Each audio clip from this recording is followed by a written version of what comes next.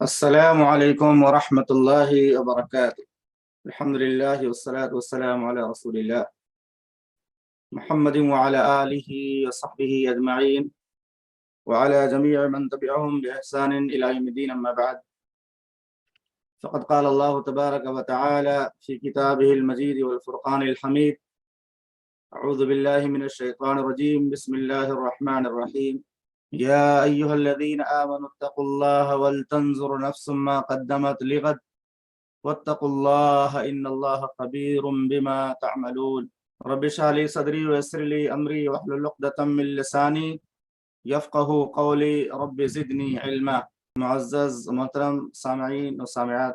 دینی اور اسلامی بھائیوں، تو آج کا درس ہم شروع کرتے ہیں مسند احمد کی ایک روایت سے، جس کے اندر یہ بتایا گیا ہے کہ بعض شہیدوں کی روحوں کو مقروض ہونے کی وجہ سے یا کسی دوسری بنا پر جنت میں جانے سے روک دیا جائے گا۔ ایک آدمی اللہ کی راہ میں شہید ہو گیا، شہادت کا درجہ حاصل کر لیا اس نے، لیکن کسی کا قرض کھایا تھا اور وہ پیسہ اس نے واپس نہیں کیا تھا، اس قرض کی وجہ سے اس کا مسئلہ حل نہیں ہوگا اور وہ جنت میں جانے سے روک دیا جائے گا۔ مسند احمد میں محمد بن عبداللہ بن جحش سے مروی ہے کہ ایک شخص اللہ کے رسول صلی اللہ علیہ وسلم کے پاس آیا اور کہا کہ اے اللہ، اگر میں اللہ کی راہ میں شہید کیا جاؤں تو مجھے کیا ملے گا؟ اللہ کی راہ میں شہید کیا جاؤں تو مجھے کیا ملے گا؟ آپ نے فرمایا جنت۔ جب وہ چلا گیا تو آپ نے بتلایا کہ مجھے ابھی جبریل نے آ کر خبر دی ہے کہ قرض اسے جنت میں جانے نہیں دے گا۔ یہ مسند احمد کی روایت ہے، جلد نمبر 4 صفحہ نمبر 350۔ اور اسی طرح سے صحیح مسلم کی ایک روایت ہے جو حدیث نمبر 1886 ہے، تقریباً روایت ہو چکی جس سے پہلے، لیکن یاد دہانی کے طور سے میں دو بار اس کو پڑھا رہا ہوں۔ اس کے راوی عبداللہ ابن عمرو ابن عاص رضی اللہ تعالی عنہما ہے، وہ بیان کرتے ہیں کہ رسول اللہ صلی اللہ علیہ وسلم نے فرمایا شہید کے سارے گناہ بخش دیے جاتے ہیں لیکن اس کا قرض نہیں معاف ہوتا۔ یہ صحیح مسلم کی روایت ہے۔ تو یہ دو روایتیں پڑھنے کے بعد کچھ سوالات میں نے نیچے لکھے ہیں جو درس کے متعلق ہیں۔ پہلا سوال یہ ہے کہ کون سا گناہ اتنا خطرناک ہے جو اللہ کی راہ میں شہید ہونے کے بعد بھی معاف نہیں ہوتا؟ یہ سوال تھوڑا سا غور کیجئے گا، اس کے متعلق کچھ اشکال بھی میں انشاءاللہ پیش کروں گا۔ کون سا گناہ اتنا خطرناک ہے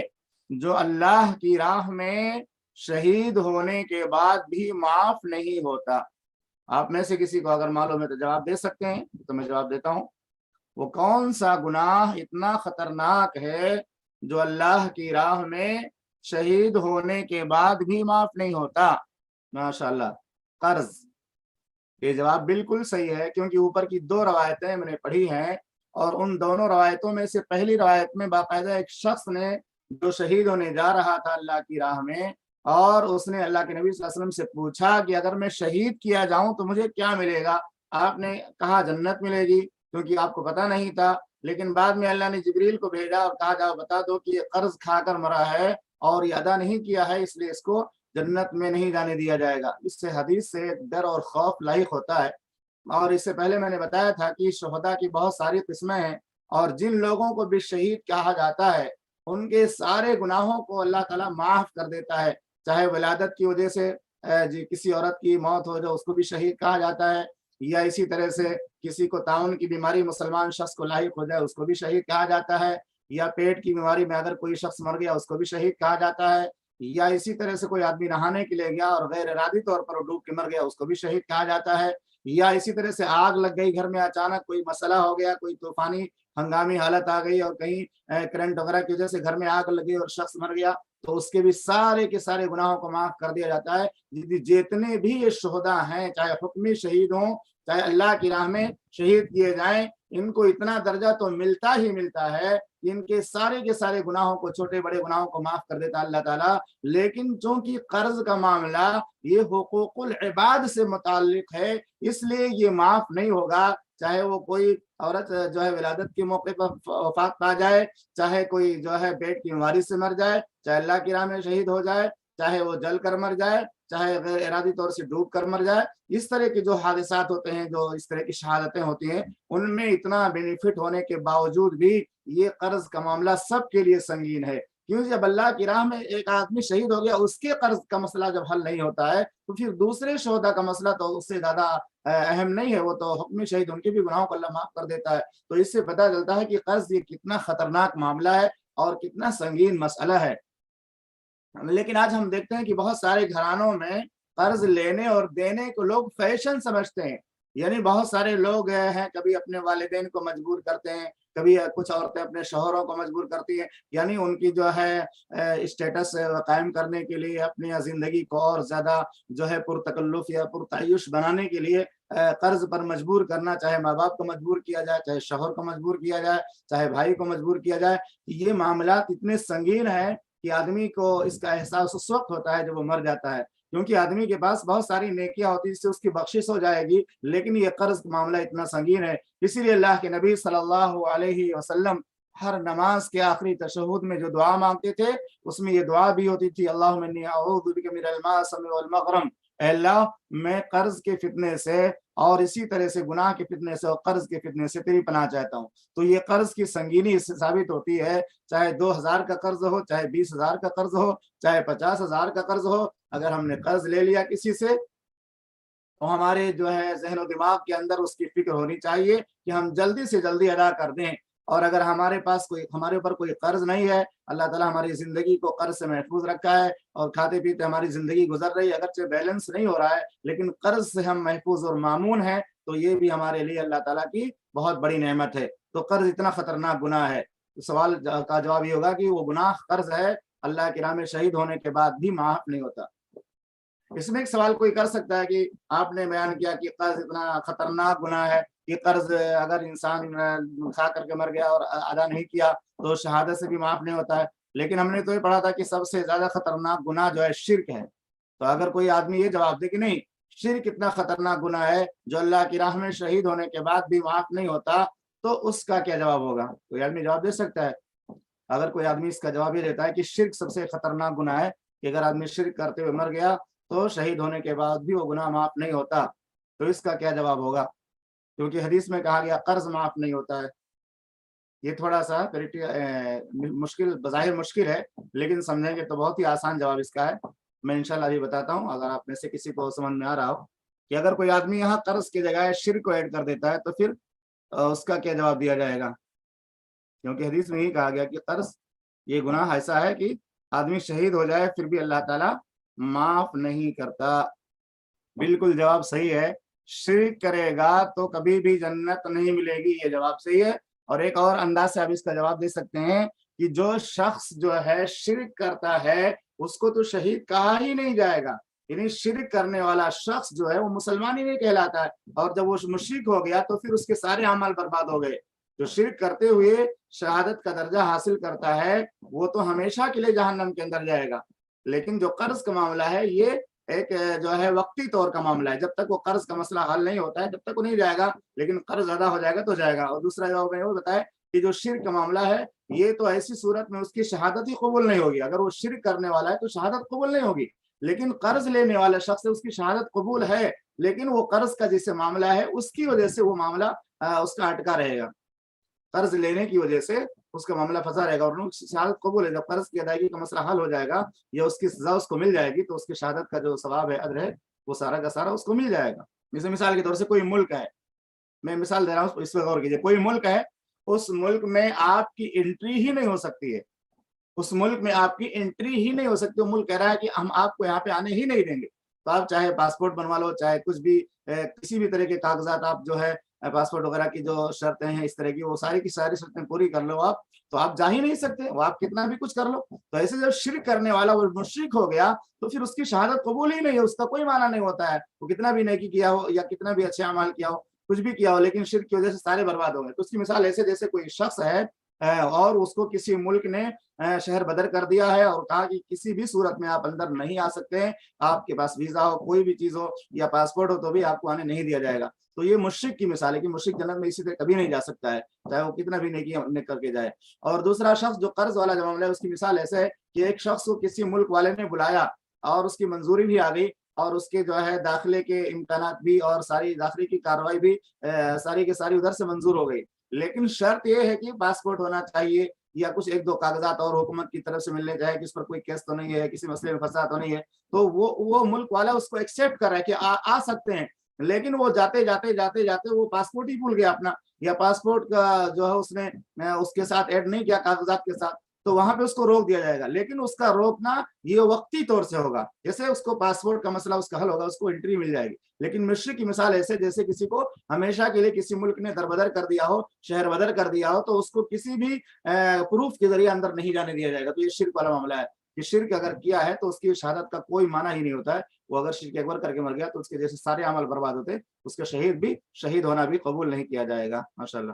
تو پہلا سوال تھا آج کے درس کا، کون سا گناہ اتنا خطرناک ہے جو اللہ کی راہ میں شہید ہونے کے بعد بھی معاف نہیں ہوتا؟ جواب، قرض۔ دلیل، عبداللہ بن عمر رضی اللہ عنہ سے روایت ہے، رسول اللہ صلی اللہ علیہ وسلم نے فرمایا اللہ تعالی شہید کا ہر گناہ معاف کر دے گا، بخش دے گا، لیکن قرض نہیں بخشے گا۔ سوال ایک ہے، برزخ کے جو حالات صحابہ کرام کو بتلائے رسول اللہ صلی اللہ علیہ وسلم نے، وہ آپ کو پہلے سے معلوم تھے یا اللہ کے بتانے پر معلوم ہوئے؟ یہ ایک سوال اسی درس سے متعلق ہے جو درس ہم نے آج سنا ہے، اور دو حدیثیں ہم نے پڑھی ہے، اسی سے میں نے یہ سوال بنایا ہے، سوال نکالا ہے کہ برزخ کے جو حالات رسول اللہ صلی اللہ علیہ وسلم نے صحابہ کرام کو بتلائے اور صحابہ کرام کے ذریعے ہم کو پہنچے ہیں، وہ حالات آپ کو پہلے معلوم تھے یا اللہ کے بتانے پر معلوم ہوئے؟ اس کا جواب کوئی دے سکتا ہے؟ بہت ہی آسان سا سوال ہے اور یہ عقیدے سے متعلق اہم سوال ہے۔ برزخ کے جو حالات رسول اللہ صلی اللہ علیہ وسلم نے صحابہ کرام کو پہلے بتلائے، وہ آپ کو پہلے معلوم تھے یا اللہ کے بتانے پر معلوم ہوئے؟ آپ کو پہلے معلوم تھے یا اللہ کے بتانے پر؟ آپ لکھ سکتے ہیں آپ کو پہلے سے معلوم تھے، یا یہ لکھ سکتے ہیں اللہ کے بتانے پر معلوم ہوئے۔ ماشاءاللہ، اللہ کے بتانے پر جو ہے معلوم ہے، کیونکہ اس حدیث سے پہلے آپ نے ایک حدیث پڑھی نا مسند احمد کی، اس میں ایک شخص نے کہا اللہ کے پیغمبر اگر میں شہید کیا جاتا تو مجھے کیا ملے گا؟ تو آپ نے کہا جنت، آپ کو نہیں معلوم تھا، لیکن جب جبریل نے آ کر بتا دیا کہ یہ آدمی ایسا ہے کہ اس نے قرض کھایا ہے، جنت میں نہیں جا سکتا، تب آپ نے اس کو بتایا کہ تمہارا معاملہ اٹک جائے گا۔ تو اس سے پتہ چلتا ہے کہ اللہ کے نبی صلی اللہ علیہ وسلم کو برزخ سے متعلق جو چیز معلوم ہوتی تھی اللہ کی طرف سے وہی بتاتے تھے، جب تک معلوم نہیں ہوتی تھی تب تک نہیں بتاتے تھے۔ اور قرآن میں اللہ نے فرمایا وَعَلَّمَكَ مَا لَمْ تَكُنْ تَعْلَمْ، اور اللہ رب العالمین نے آپ کو ایسی باتیں بتائیں جس کو آپ نہیں جانتے تھے۔ تو اللہ کے بتانے پر ہی ساری باتیں اللہ کے پیغمبر نے بتائی ہیں، بغیر بتائے ہوئے اپنی طرف سے محمد رسول اللہ صلی اللہ علیہ وسلم نے کوئی بات نہیں کہی ہے۔ سورہ حقہ میں آپ پڑھیے آخری رکوع، اللہ نے فرمایا وَلَوْ تَقَوَّلَ عَلَيْنَا بَعْضَ الْأَقَاوِيلِ، اگر یہ محمد جس کے بارے میں لوگ کہتے ہیں صلی اللہ علیہ وسلم اس نے نعوذ باللہ بہت ساری باتوں کو گڑھ کر کے لوگوں کو سنایا ہے اور کہا ہے کہ ہماری یہ جو ہے قرآن ہے یا ہم نے اپنی طرف سے بنایا ہے، تو ایسی کوئی بات نہیں ہے۔ اگر اگر اپنی طرف سے محمد صلی اللہ علیہ وسلم کوئی بات گڑھتے لَأَخَذْنَا مِنْهُ بِالْيَمِينِ، تو میں ان کو داہنے ہاتھ سے پکڑتا، ثُمَّ لَقَطَعْنَا مِنْهُ الْوَتِينَ، پھر میں ان کے شہر کو کاٹ دیتا۔ یہ بہت بڑی دھمکی ہے، یہ امت کے لوگوں کو سمجھانے کے لیے ہے کہ اللہ کے پیغمبر کو اتنا اختیار نہیں تھا کہ شریعت میں اپنی طرف سے کوئی بات بول دیتے۔ جب اللہ کے پیغمبر کو اختیار نہیں تھا، ہم علماء کو کیا اختیار ہوتا ہے؟ یا ہم جیسے مسلمانوں کو کس نے اختیار دے رکھا کہ دین کے بارے میں ایسی بات ہم بولیں جس کی شریعت کی دعوت سنت کے اندر نہ ہو؟ جب پیغمبر کے بارے میں اتنی شدید وعید ہے تو دوسرے لوگوں کے بارے میں کتنا جو ہے سخت گناہ ہوگا۔ اس لیے اللہ کے نبی صلی اللہ علیہ وسلم نے فرمایا کفا بالمرء کذبا ان یحدث بكل ما سمع، آدمی کے لیے جھوٹا ہونے کے لیے کافی ہے کہ وہ ہر بات کو جو سنتا ہے بیان کر دے۔ تو لوگوں کے معاملات سے متعلق ہو یا دین سے متعلق، دین کے بارے میں بھی ہر سنی سنائی بات کو جب تک تحقیق نہ کر لے آدمی کو بیان نہیں کرنا چاہیے۔ جیسے کہ آج کل بہت سارے لوگوں نے یوٹیوب وغیرہ میں چینل کھول رکھا ہے، اور چینل کا جو ہے سبسکرائبر بڑھانے کے لیے، ویوز بڑھانے کے لیے اور پیسہ کمانے کے لیے لوگ ایسی ایسی باتیں دین کے بارے میں بولتے ہیں جو بہت ہی چٹخاری والی باتیں ہوتی ہیں، چٹخارے والی، اور بہت دلچسپ باتیں ہوتی ہیں، لوگ زیادہ اس کو سنتے اور دیکھتے ہیں، جبکہ گناہ بہت بڑا ہوتا ہے۔ اللہ کے نبی صلی اللہ علیہ وسلم نے بھی کہا نا کہ جو آدمی ایسی بات بولتا ہے جو کچھ میں نے بیان نہیں کیا ہے، من کذب علی متعمدا فلیتبوأ مقعدہ من النار، تو چاہیے کہ اپنا ٹھکانہ جہنم کے اندر بنا لے۔ تو دین کے بارے میں جان بوجھ کر کے جھوٹی بات بیان کرنا اور نبی صلی اللہ علیہ وسلم کی طرف ایسی بات منسوب کرنا جو آپ نے بیان نہیں کیا ہے، یہ بہت بڑا گناہ ہے۔ اللہ کا فرمان ہے وما ينطق عن الهوى، جواب میں نے بتایا، جواب میں اللہ کا فرمان ہے ہمارے پیغمبر اپنے خواہشات سے کچھ نہیں بولتے، ان هو الا وحی یوحى، وہی بولتے ہیں جس کی اللہ کی طرف سے آپ کو وحی کی جاتی ہے۔ तो बरज़ख के जो भी मामलात बताए हैं अल्लाह के पैगंबर ने, मोहम्मद रसूलुल्लाह सल्लल्लाहु अलैहि वसल्लम ने, वो बातें अल्लाह ताला के बताने पर बताएं।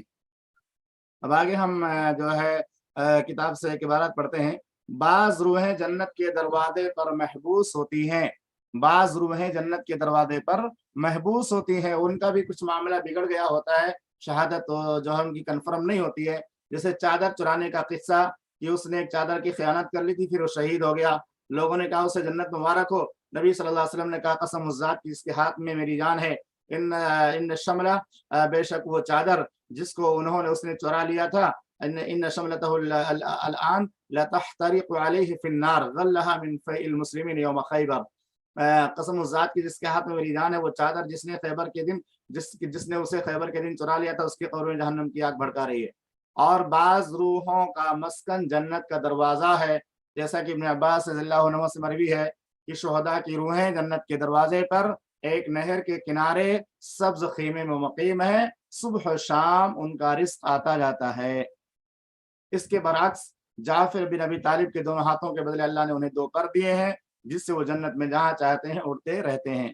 तो ये आज का दर्स था और इससे मुताल्लिक जो बातें थी मैंने पेश की, और इससे पता चलता है कि रूहों की अलग-अलग क्वालिटी है और इसी तरह से रूहों के अलग-अलग दर्जात हैं। जैसे जन्नत के अलग-अलग दर्जात होंगे, ऐसे रूहों के भी अलग दर्जात होंगे और जिस क्वालिटी की रूह होगी, उसी एतबार से उसको दर्जा मिलेगा। और नेक रूहों के ताल्लुक से अल्लाह रब्बुल आलमीन ने कुरान में फरमाया या अय्यतुहन नफ्सुल मुतमइन्ना, नफ्स मुतमइन्ना जो नफ्स जो है नेकियों पर राज़ी है और नेकी करते हुए उसका नफ्स इत्मीनान महसूस करता है, खुशी महसूस करता है और नेकियों का करने की आदत होती है, गुनाहों से बचने की आदत होती है, तो ऐसे नफ्स को नफ्स मुतमइन्ना और पाकीज़ा नफ्स कहा जाता है। तो ये जो बाज़ रूहें हैं, उनका मस्कन जो है जन्नत का दरवाज़ा है, जन्नत के दरवाज़े पर रहती हैं और शुहदा की रूहें जन्नत के दरवाज़े पर एक नहर के किनारे सब्ज़ ख़ीमे में मुक़ीम है, सुबह शाम उनका रिज़्क़ आता है। तो ये भी खुशनसीब रूहें हैं। इसी तरह जाफ़र बिन अबी तालिब रज़ियल्लाहु अन्हु की फ़ज़ीलत है ये कि उनको दोनों हाथों के बदले अल्लाह ने 2 पर दिए हैं, जन्नत में जहाँ चाहते हैं उड़ते रहते हैं। तो इनसे मुताल्लिक़ इंशाअल्लाह आगे बातें हम आएँगी। इनको जाफ़र तैयार क्यों कहा जाता है, इनकी फ़ज़ीलत क्यों है, इंशाअल्लाह अगले दर्स में हम उसको लेंगे। सुब्हानक अल्लाहुम्मा व बिहम्दिक अशहदु अल्ला इलाहा इल्ला अंत अस्तग़फिरुका व अतूबु इलैक। अस्सलामु अलैकुम व रहमतुल्लाहि व बरकातुहू। बहुत-बहुत शुक्रिया।